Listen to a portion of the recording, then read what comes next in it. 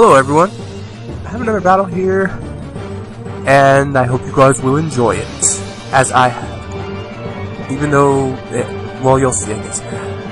The Swan, is my lead, and his is Medicham.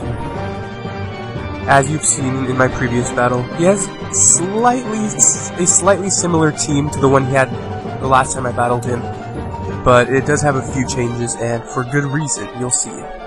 Anyways, I predict the fake out right away, so I go to my Porygon 2, because I know it can take it, and it does take it very well. And then I know he has high jump kick, and so I switch into Victini to resist that. And as you can see, I don't take that well. I really don't take that well. And that just shows how powerful Medicham is. I don't know, I'm assuming that thing was adamant. But anyways, all the same, I'm going to U-turn out of there because Victini is not up to do something good right now, and it doesn't do anything good the whole battle, but you'll see that later on. I'm going to send in my Girder now, and scare out his Miltank, because I do have Bulk Up, and I do go for the Bulk Up on this, predicting that switch, so I can get just a nice boost. So I know I can take anything from his Druddigon. He does go out to his Druddigon. And I go for Drain Punch here, because I figure it'll do pretty good amount of damage. It actually doesn't do as much as I would have liked to have done, but I figure I need another boost for that. So here I don't remember whether I bulk up again or go for another Drain Punch, but it doesn't matter either way because he actually Dragon Tails me out. And then it sends me out to Victini, who I think I either went for U-turn or Zen Headbutt, but again, it doesn't matter. He goes for Sucker Punch, which I guess I just didn't expect that on that thing. I knew it had Sucker Punch, I just didn't know his particular Druddigon had Sucker Punch. And he got a critical hit, but I highly doubt that critical hit mattered, especially seeing how Victini took a resisted high jump kick. So I do go out to my Flygon there, and I U-turn out of there. It does a pretty good amount of damage. I am banded. And then I go back out to my Porygon 2. Once more to take a hit. He actually Dragon Tails again to phase out whatever I will have switched in. And the Rough Skin is activated, so I'm taking his Druddigon down. I am taking that thing down.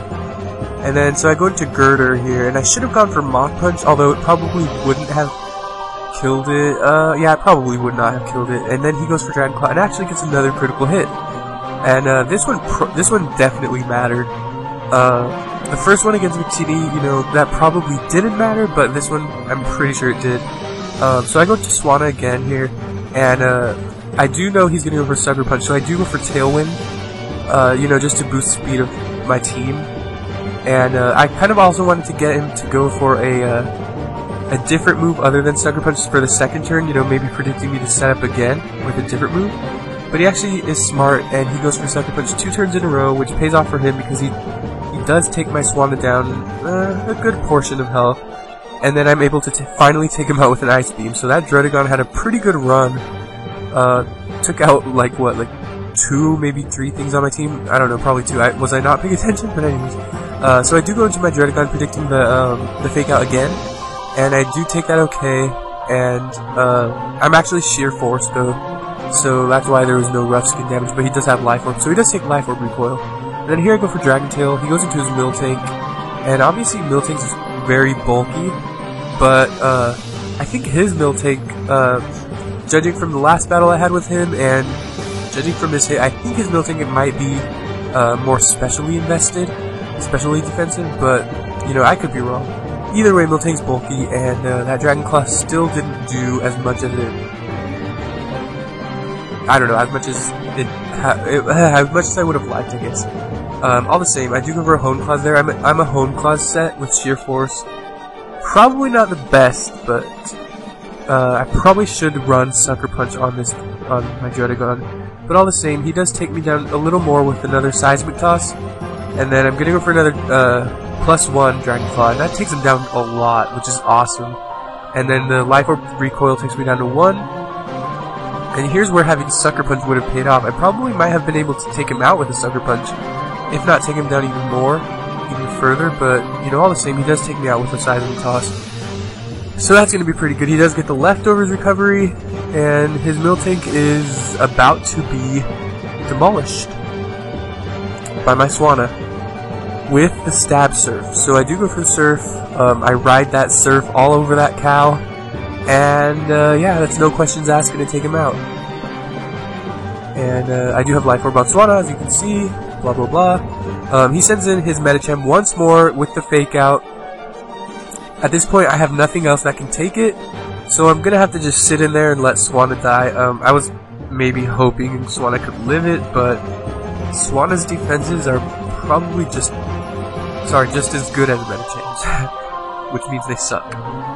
So here I'm gonna go to Flygon to scare it out, and I'm just gonna go for my stab Choice Banded Earthquake. And looking at his team preview, nothing on his team resists or is immune to Earthquake, which means just about everything on his team, bar probably Miltank, is going to take a good chunk of damage from a banded stab Earthquake. And as you can see, that one hit KOs his Roserade. So I figured at that point, you know, my Earthquake would have taken down anything on his team. And then he sends in Alakazam, and I know he's faster because I'm banded, I'm not scarfed. And I'm going to send in my Rubber Ducks because I figure I can take anything from that. If he's going to go for a Psychic move, I can take it well. Even if he has Focus Blast, I can take it. And he goes for Hidden Power, and I was thinking, okay, Hidden Power fighting, but then I was like, oh, he used it on my Flygon.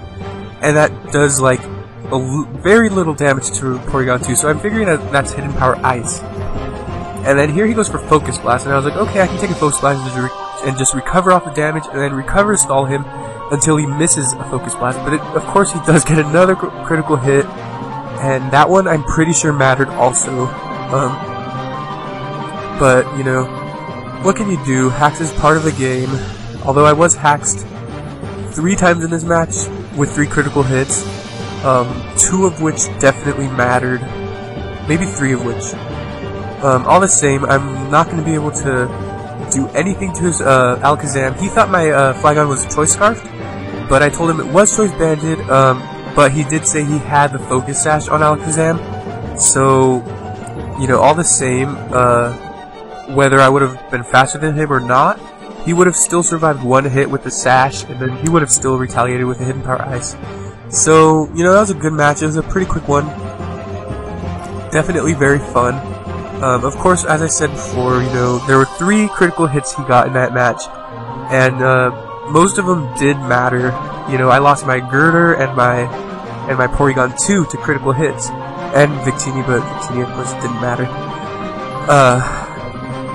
So that's 2 Pokemon right there that could have, you know, recovered some health and you know, maybe have done more. So the score was a 3-0 at the end. I didn't take out his Medicham, his Alakazam, or his Lucario didn't even come in at all.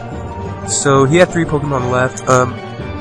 Obviously, if I wouldn't have died to those crits, the score would have probably been a little closer. I might have been able to have won, but you know, I'm not going to complain. It was a good match still, and the last battle I had against him, I actually won on a critical hit on his specially defensive Venusaur. So maybe this was his form of repaying me. But all the same, it was a very good match. I'm glad you guys are watching this. If you are,